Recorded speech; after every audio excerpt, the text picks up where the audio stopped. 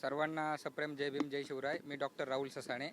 सावित्रीबाई फुले पुणे विद्यापीठामध्ये जी सहाय्यक प्राध्यापक पदाची करार पद्धतीने 133 जागांसाठीची भरती प्रक्रिया झाली, त्या भरती प्रक्रियेमध्ये जो गैरव्यवहार आणि भ्रष्टाचार झालेला आहे त्या मुद्द्याला घेऊन आम्ही या ठिकाणी बसलेलो आहोत. कालपासून आमचे सहकारी हनुमंते सर आमरून उपोषण करत आहेत आणि मी त्यांच्यासोबत त्या ठिकाणी. मागणी काय आहे आणि काय करणार?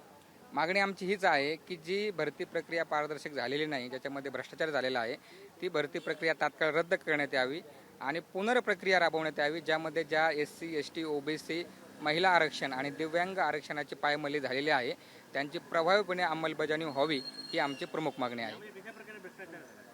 भरपूर सारे SC ST आणि OBCचे उमेदवार आहेत, त्यांना जाणीवपूर्वक मुलाखतीमध्ये म्हणजे 50 मार्कांचा इंटरव्ह्यू असतो, त्याच्यामध्ये कमी मार्क दिले गेलेले आहेत. म्हणजे ज्याचा ATR 40 आहे, 45 आहे, अशा विद्यार्थ्यांना इंटरव्ह्यूमध्ये 5 मार्क, 6 मार्क, 8 मार्क, 9 मार्क असे मार्क देऊन एका विशिष्ट विचारधारेचे विशिष्ट विचारसरणीच्या लोकांना याच्यामध्ये घेण्याचा प्रयत्न आहे. ही फक्त कंत्राटी भरती आहे. मुख्य उद्देश आमचा हा आहे की येणाऱ्या काळामध्ये 111 कायमस्वरूपी प्राध्यापकांची पण भरती होणार आहे. त्याच्यामध्ये ATRच्या नावाखाली अनेक उमेदवारांना डावललं जाण्याची शक्यता आहे. म्हणजे तुमची शैक्षणिक पात्रता काय आहे ती जर तुम्ही अपडेट केली नसेल तर तुम्ही मुलाखतीला अपात्र आहात असं त्यांचं म्हणणं आहे. तर आमचं हेच म्हणणं आहे की सावित्रीबाई फुले पुणे विद्यापीठ आणि विद्यापीठाच्या संलग्नित जेवढ्या काही विद्यापीठं आहेत त्या ठिकाणी जी काही सध्या पदभरती होते आहे ती पारदर्शक झाली पाहिजे. पाठीमागं तुम्ही बॅनर बघू शकता, गरवारे कॉलेज आहे, अहमदनगर जिल्हा मराठा आहे, त्या ठिकाणी देखील भ्रष्टाचार झालेला आहे. त्याची चौकशी व्हावी आणि कारवाई व्हावी.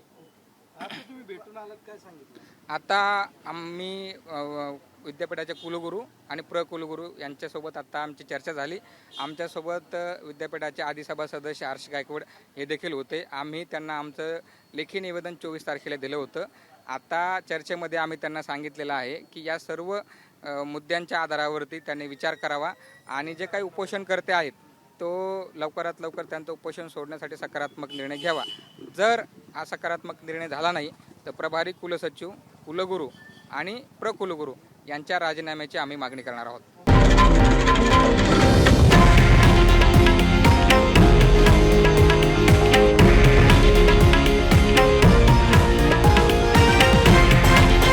हे आहे देशातील नंबर 1 न्यूज नेटवर्क आणि आपण पाहत आहात TV9 मराठी, एकमेव.